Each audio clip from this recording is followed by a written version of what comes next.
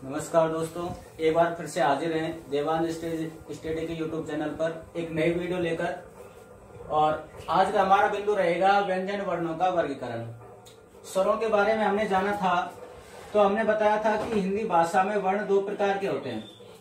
एक तो होता है स्वर वर्ण और दूसरा होता है व्यंजन वर्ण। तो परिभाषा के तौर पर हमने जाना था कि स्वर वर्ण वे वर्ण कहलाते हैं जो स्वतंत्र होते हैं, यानी स्वतंत्र वर्णों को स्वर वर्ण कहा जाता है।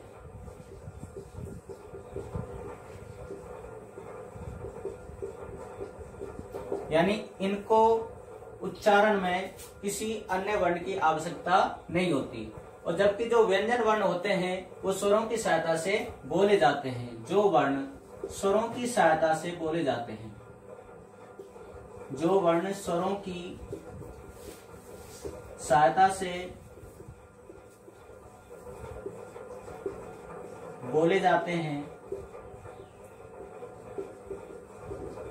उन्हें क्या कहा जाता है? उन्हें व्यंजन वर्ण कहा जाता है।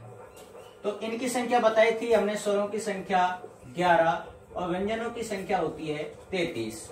आज हम इन्हीं व्यंजन वर्णों का वर्गीकरण करते हैं। सबसे पहले जानते हैं हम व्यंजन शब्द का वर्गीकरण क्या होता है।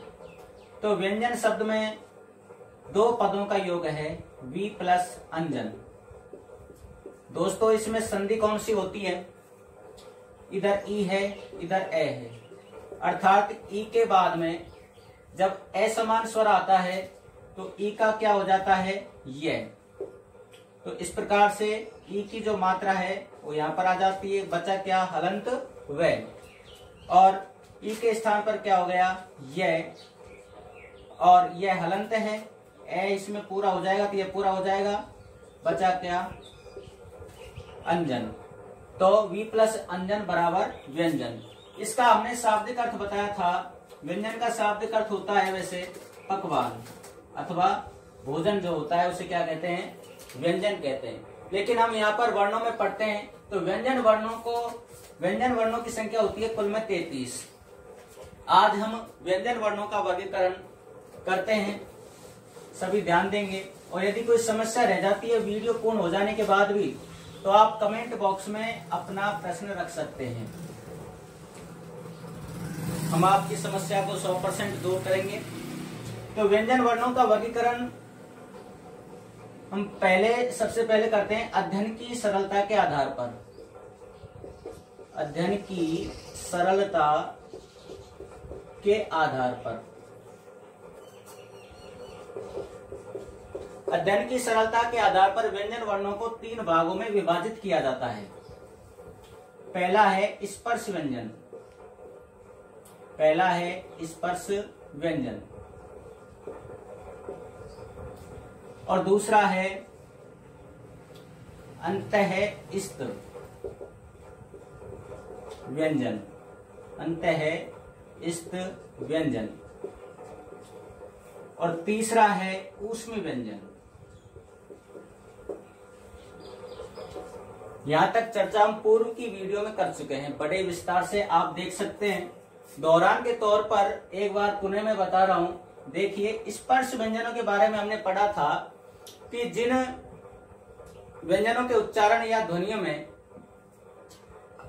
हमारे मुख के अवयव किसी न किसी अंग को छूते हैं, अर्थात हमारी जीभ मुख के किसी न किसी अवयव को छूती है, या हमारे मुख से हवा किसी न किसी मुख अवयव को छू करके मुख विवर से बाहर निकलती है, तो कौन से व्यंजन कहलाते हैं? स्पर्श व्यंजन कहलाते हैं। जैसे कि नाम से पता चल रहा है स्पर्श। नाम से क्या पता चल रहा है? स्पर्श। स्पर्श का मतलब छूना। स्पर्श का मतलब छूना। जैसे एक सूरदास की रचना थी कि अपरस रहत सने तगाते। अपरस का मतलब अछूता, और यहाँ पर तो परस का मतलब स्पर्श। स्पर्श तत्सम ध्वनि है और परस इसका क्या हो जाता है? तद्भव हो जाता है। तो स्पर्श का मतलब क्या होता है? छूना। अर्थात जिन व्यंजनों के उच्चारण में हमारी जीभ मुख के किसी न किसी अवयव को छूती है या हवा हमारे मुख के किसी न किसी अवयव को छू करके बाहर निकलती है तो कौन से व्यंजन कहलाते हैं दोस्तों? स्पर्श व्यंजन कहलाते हैं। इन्हीं व्यंजनों को दूसरा नाम दिया जाता है वर्गीय व्यंजन। क्या नाम दिया जाता है? वर्गीय व्यंजन। क्यों कहा जाता है इनको वर्गीय व्यंजन? क्योंकि ये जो स्पर्श व्यंजन हैं ये वर्गों में विभाजित हुए रहते हैं। इनकी संख्या होती है 25। स्पर्श व्यंजनों की संख्या कितनी होती है दोस्तों? 25। ये होते हैं क से मैं तक। इनकी संख्या 25 होती है। इनकी संख्या 25 होती है। ये क से और मैं तक के वर्ण होते हैं। क से मैं तक के वर्ण होते हैं। वर्ग का मतलब क्या होता है? जैसे हम पढ़ते हैं क वर्ग में, प्रत्येक वर्ग में 5 वर्ण होते हैं। प्रत्येक वर्ग में कितने वर्ण होते हैं? 5 वर्ण होते हैं और 5 ही वर्ण होते हैं। तो प्रत्येक वर्ग में 5 वर्ण और 5 ही वर्ण, पचम 25। तो कुल कितने वर्ण हुए क से मैं तक? 25। अब क वर्ग का मतलब है कि क, ख, ग, घ और ग। तो इस प्रकार से फिर च वर्ग आ जाता है।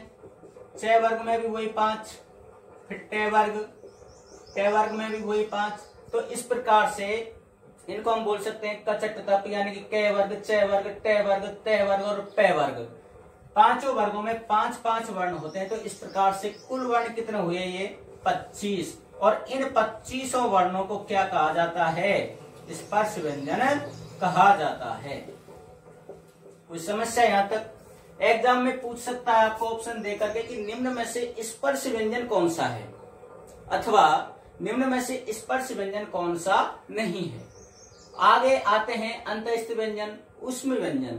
तो आपको ऑप्शन में एक तो स्पर्श व्यंजन मिलेगा ही, और अन्य आपको अंतःस्थ भी दे सकता है, ऊष्म व्यंजन भी दे सकता है, और वर्णों का वर्गीकरण मैं करूंगा और उनमें से भी आ सकता है। धैर्य बनाए रखें, वीडियो को शांतिपूर्वक देखें, बड़ा ही मजा आने वाला है। तो देखिए स्पर्श व्यंजनों की संख्या होती है 25, क से मैं तक होते हैं और ये वर्गों में विभाजित होते हैं, इसलिए इनको क्या कहा जाता है? वर्गीय व्यंजन भी कहा जाता है। वर्गीय व्यंजन भी कहा जाता है। ध्यान रखना, चाहे स्पर्श व्यंजन पूछ ले चाहे वर्गीय व्यंजन पूछ ले, बात एक ही है। घबराने की जरूरत नहीं है कि स्पर्श व्यंजन पूछ लिए, वर्गीय व्यंजन पूछ लिए, बताएं तो क्या बताएं? चाहे स्पर्श व्यंजन पूछे चाहे वर्गीय व्यंजन पूछे, दोनों बात एक ही है। और इनकी संख्या कितनी होती है? 25 होती है। ये कैसे मैं तक होते हैं। यहां तक कोई प्रॉब्लम हो, समस्या हो, आपत्ति हो, डिफिकल्टी हो, मुसीबत हो, कठिनाई हो, तो आप कमेंट बॉक्स में अपनी समस्या को रख सकते हैं। हम आपकी समस्या को तुरंत प्रभाव से दूर करेंगे। तो ये यहां तक बात हुई स्पर्श व्यंजनों की। अब बात आती है अंतःस्थ व्यंजनों की। आप लेना चाहते तो स्क्रीनशॉट भी ले सकते हैं यहां तक का, ठीक है। अब बात करते हैं अंतःस्थ व्यंजन, इनकी संख्या कितनी होती है और ये व्यंजन कौन कौन से होते हैं। तो सबसे पहले बात आती है दोस्तों कि अंतःस्थ व्यंजन कहते किसे हैं। अंतःस्थ व्यंजन कहते किसे हैं? तो अंतःस्थ व्यंजन 2 वर्णों के योग से बना है, 2 पदों के योग से बना है। अंतः प्लस में स्थ, ये एक ही शब्द है। आप सोच रहे होंगे कि अंतः अलग है, स्थ अलग है। ये अंतः स्थ एक ही शब्द है, लेकिन हम इनको अलग अलग क्यों लिखते हैं? क्योंकि हिंदी भाषा में नियम है कि जो वर्ण घुंडी वाले होते हैं, जैसे कि यहां पर ये थ है, यहां पर ये थ है, तो इनके ऊपर से शिरोरेखा नहीं गुजरती। इसी प्रकार जो विसर्ग होता है उनके ऊपर से भी शिरोरेखा नहीं गुजरती। ये खड़ी पाई होती है, शिरोरेखा होती है। तो जो घुंडी वाले वर्ण होते हैं उनके ऊपर से शिरोरेखा नहीं गुजरती, और जो विसर्ग होता है उसके ऊपर से भी शिरोरेखा नहीं गुजरती। जैसे हम लिखते हैं प्रातः काल, तो हम समझ बैठते हैं कि प्रातः अलग शब्द है और काल अलग शब्द है, दोनों एक ही शब्द है, लेकिन कारण क्या है अलग अलग लिखने का, क्योंकि जो विसर्ग होता है उसके ऊपर से आप शिरोरेखा को नहीं निकाल सकते, और यदि इस प्रकार से आप लिखोगे तो यह शब्द आपका क्या हो जाएगा, गलत हो जाएगा। तो ये ध्यान रखना। तो अंतःस्थ व्यंजनों की बात आ रही थी, तो अंतःस्थ दो पदों के योग से बना है, अंतः धन इस्त। अंतः का मतलब होता है अंत और इस्त का मतलब होता है स्थान। अंत का मतलब अंत प्लस में इस्त का अर्थ होता है स्थान, यानी कि जो वर्ण या जो ध्वनियां स्थान के अंत से बोले जाते हैं, जो वर्ण परिभाषा के तौर पर आप जान सकते हैं कि जो वर्ण स्थान के अंत से बोले जाते हैं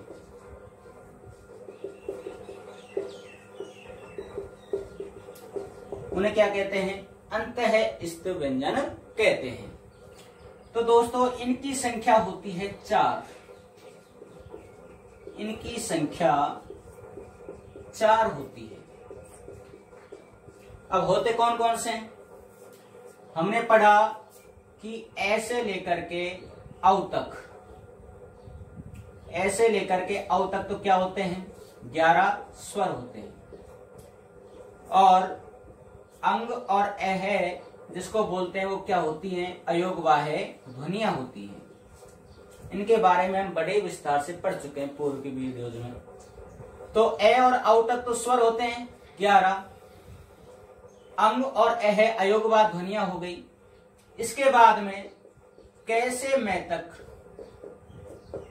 क्या हो गए, आपके स्पर्श व्यंजन हो गए। कौन से व्यंजन हो गए दोस्तों, स्पर्श व्यंजन हो गए। अब आते हैं कि अंतःस्थ व्यंजन कौन कौन से होते हैं। तो ये तो हमने जान लिया कि अंतःस्थ व्यंजनों की संख्या कितनी होती है मित्रों, 4 होती है। ये कौन कौन से होते हैं, ये होते हैं ये, रे, ले और वे।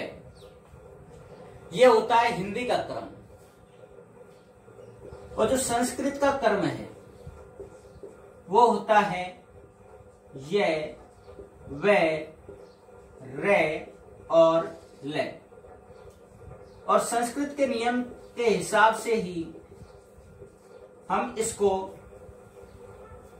यण संधि में पढ़ते हैं। जैसे हम क्रम लिखते हैं ए, आ, छोटी ई, दीर्घ ई, छोटा ऊ, बड़ा ऊ, ए, आई, उसी प्रकार से संधि में किस प्रकार से परिवर्तन होते हैं। देखो यण संधि में होता है ई के स्थान पर ये, ई का तो क्या होता है यण संधि में, ई का ये, बड़े को छोड़ो, ऊ का वे और री का रे।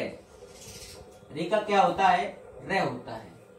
तो जो संधियां होती हैं वो संस्कृत के हिसाब से होती हैं, यानी तत्सम शब्दों वर्णों के हिसाब से होती हैं। तो गुण यण संधि में क्या होता है, ई का ये होता है, ऊ का वे और री का रे। तो संस्कृत में इनका क्रम होता है ये, वे, रे, ले, और हिंदी में इनका क्रम होता है ये, रे, ले, वे। हिंदी में प्रेम कहानियां बहुत होती हैं, रस भरी, तो आप इसको इस हिसाब से भी याद रख सकते हैं कि यार लव, यार लव इसमें होता है, हिंदी में होता है।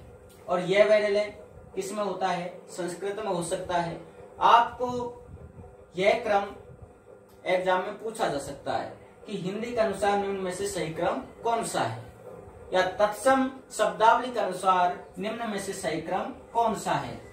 तो इस प्रकार से आप अपना उत्तर दे सकेंगे। तो हमने जाना अंतःस्थ व्यंजनों के बारे में कि जो वर्ण स्थान के अंत से बोले जाते हैं, यानी कि हमारा जो उच्चारण स्थान है, उच्चारण स्थान मुख्य रूप से 6 माने जाते हैं। उच्चारण स्थानों की संख्या कितनी है दोस्तों, 6। तो जो उच्चारण स्थान के जो अंत से बोले जाते हैं जो वर्ण, उन्हें क्या कहा जाता है, अंतःस्थ व्यंजन कहा जाता है। और इनकी संख्या कितनी होती है दोस्तों, 4। ये होते हैं ये, रे, ले, वे हिंदी के अनुसार, और संस्कृत के अनुसार यदि पढ़ेंगे तो ये वे रे ले। आप यहां तक का स्क्रीनशॉट ले सकते हैं। इसके बाद में हम जानेंगे उष्म व्यंजनों के बारे में।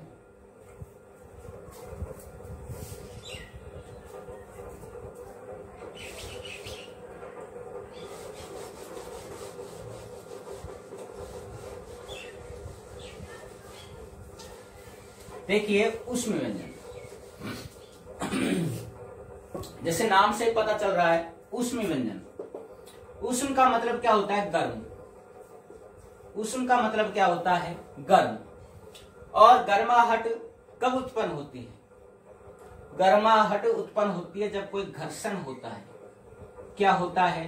घर्षण होता है। तो हमें क्या अनुभव होता है? गर्म अनुभव होता है। तो घर्षण से क्या तात्पर्य है उष्म व्यंजनों में? इसकी परिभाषा किस प्रकार से बनेगी? यानी जिन वर्णों के उच्चारण में ऊष्मा उत्पन्न होती है, या जो वर्ण घर्षण के साथ उच्चारित किए जाते हैं, उन्हें क्या कहा जाता है? उष्म व्यंजन कहा जाता है। जिन वर्णों के उच्चारण में, जिन वर्णों के उच्चारण में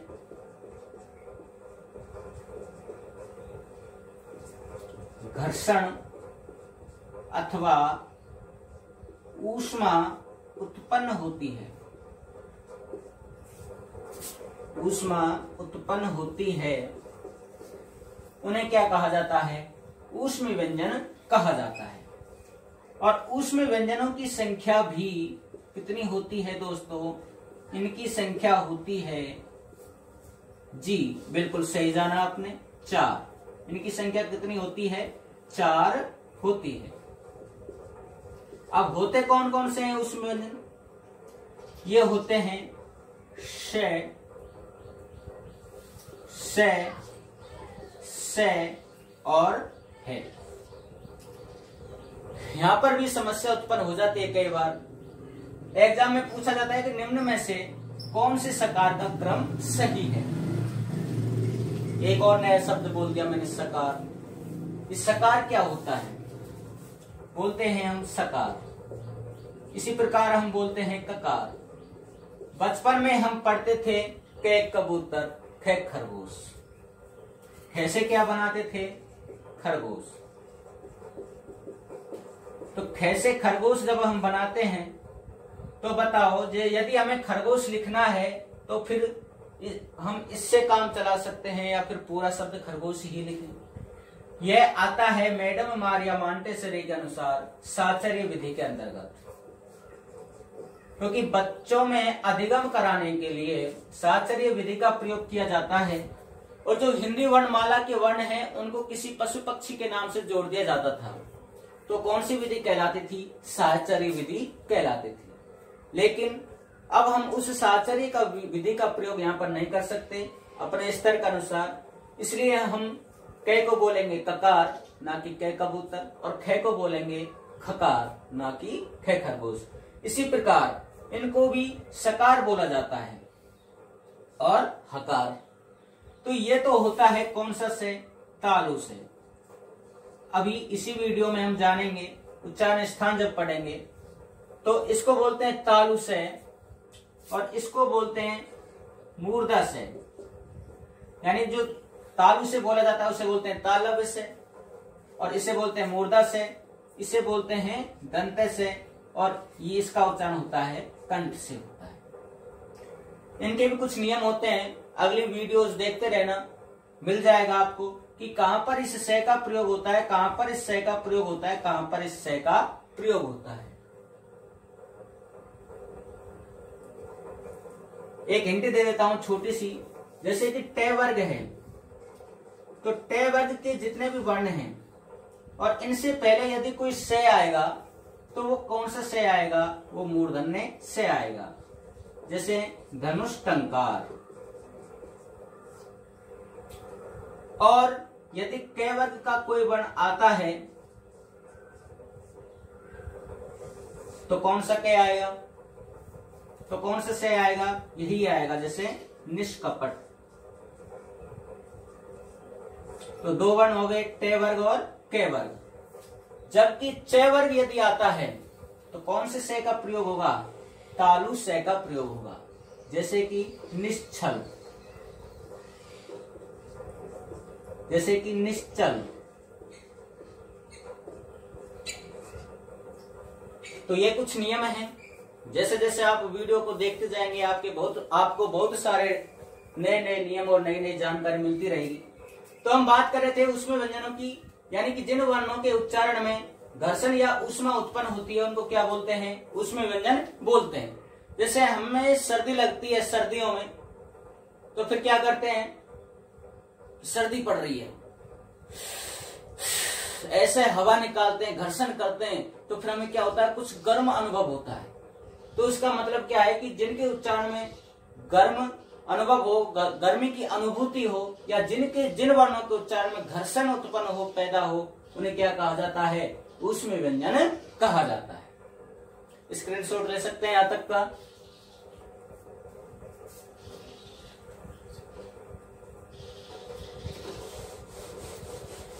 तो पहला प्रकार हो गया हमारा अध्ययन की सरलता के आधार पर व्यंजनों का वर्गीकरण। अब दूसरा वर्गीकरण हम पढ़ते हैं स्वर तंत्र में कंपन के आधार पर व्यंजन वर्णों का वर्गीकरण। दूसरा वर्गीकरण किस प्रकार से है? स्वर तंत्र में, स्वर तंत्र के आधार पर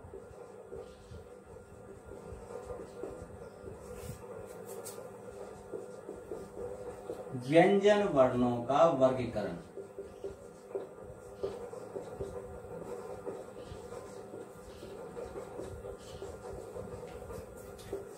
तो स्वर तंत्र क्या है?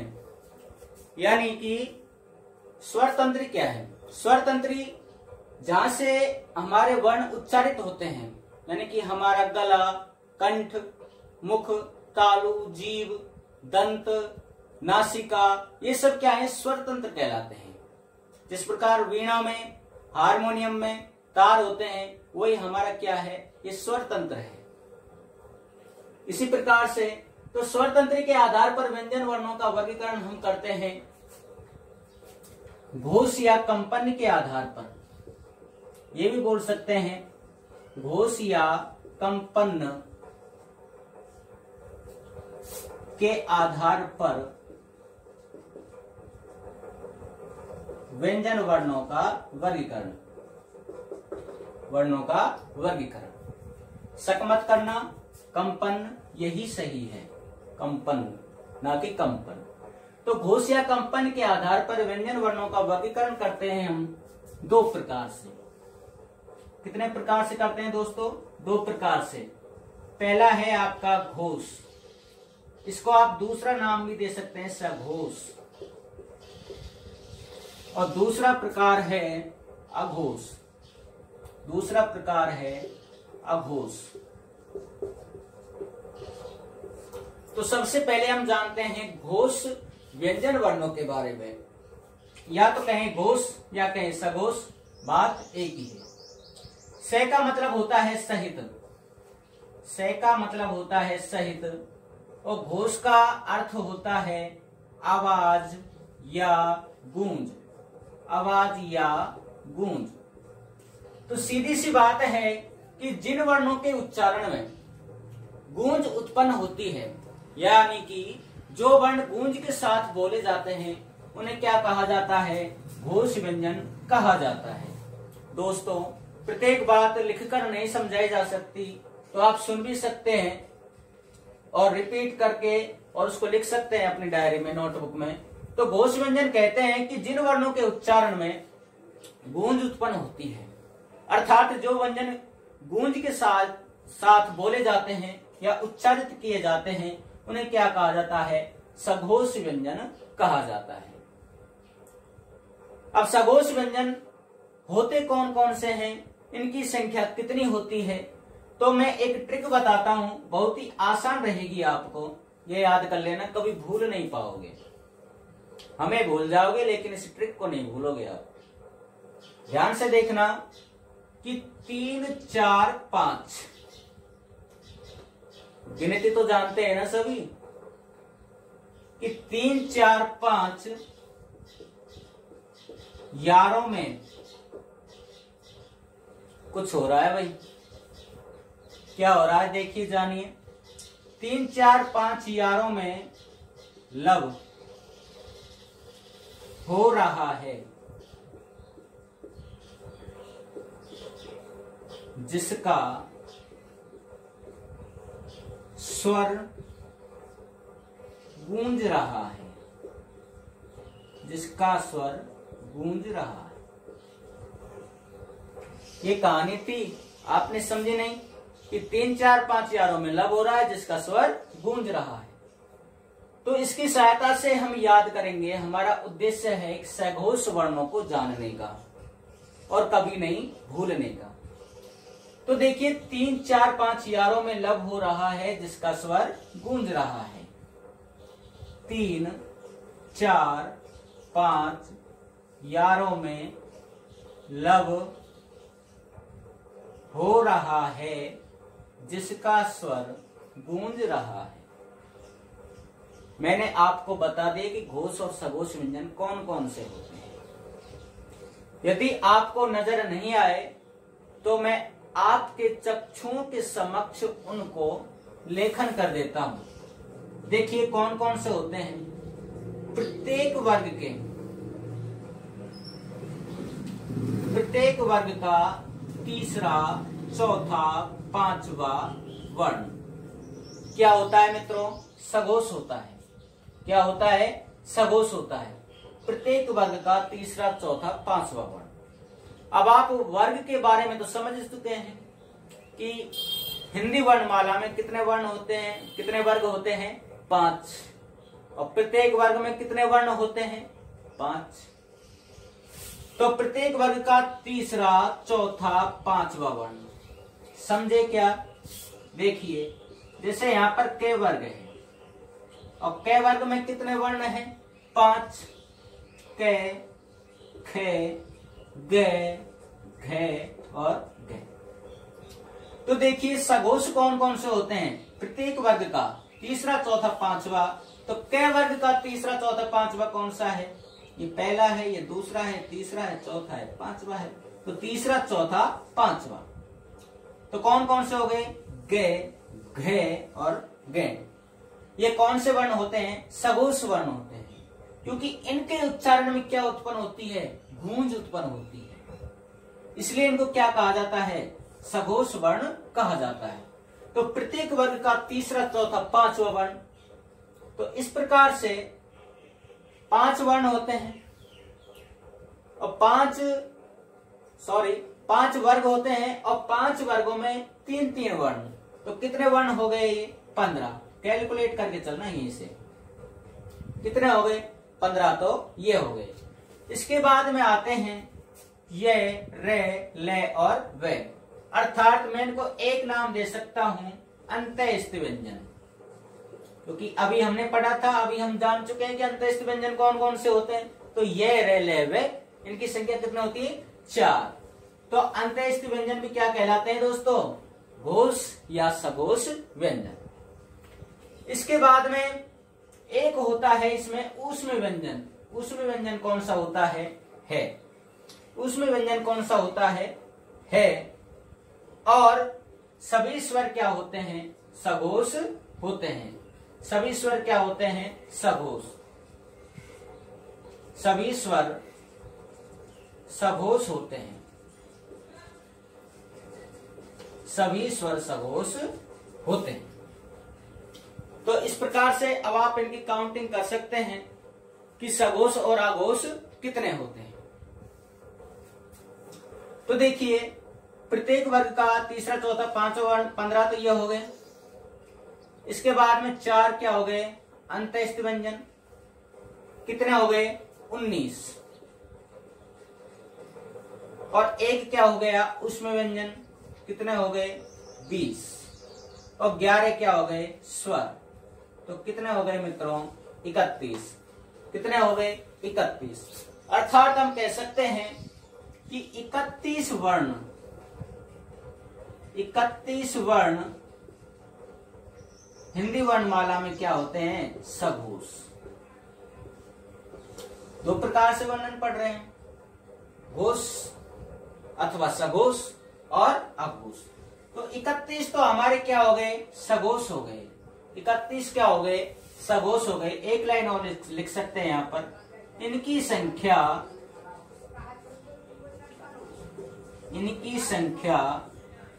31 होती है। इनकी संख्या 31 होती है। कई बुकों में इनकी संख्या 30 दे रखी है, भ्रमित मत होना दोस्तों, सघोष वर्णों की संख्या 31 ही होती है। आपका मंच देवांश स्टडी बहुत ही भरोसे का मंच है, शक करने की कोई बात नहीं है। तो इनकी संख्या होती है 31 सघोष व्यंजनों की। तो अगली वीडियो में हम जानेंगे कि अघोष व्यंजन किसे कहते हैं, इनकी संख्या कितनी होती है, ये कौन कौन से होते हैं, और इसी सिलसिले को व्यंजन वर्णों के वर्गीकरण को हम आगे बढ़ाएंगे नेक्स्ट वीडियो में। और कोई समस्या हो यहाँ तक आपको, तो आप कमेंट बॉक्स में लिख सकते हैं। धन्यवाद, नमस्कार।